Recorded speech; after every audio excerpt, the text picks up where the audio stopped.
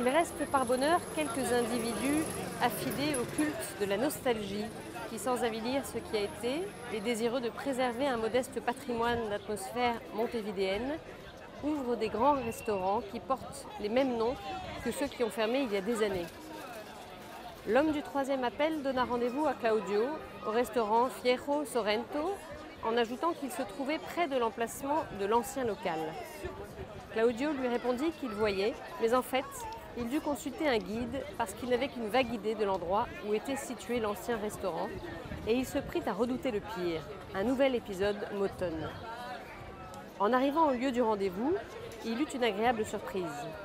La façade était un prodige qui évoquait dans les moindres détails une époque révolue.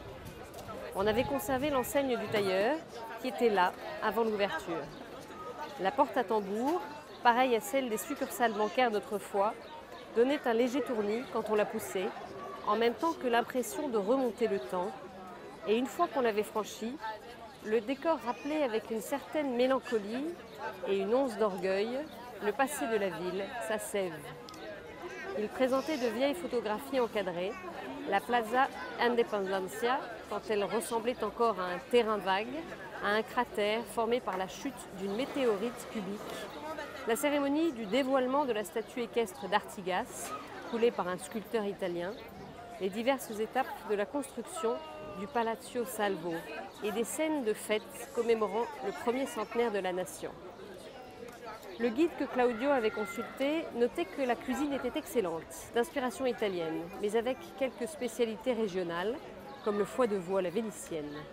On y entendait en sourdine de la musique d'opéra, comme si la salle à manger n'était séparée que par une cloison du Teatro Colón de Buenos Aires, de la copie conforme de la fosse d'orchestre de la Fénicée.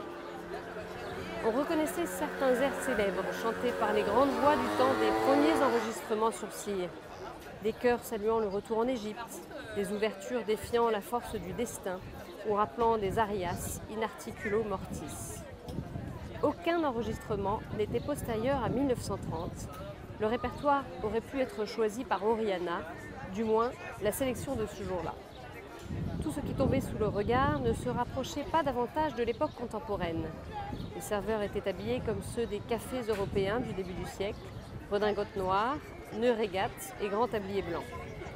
La vaisselle et les couverts provenaient des dépôts des grandes lignes transatlantiques.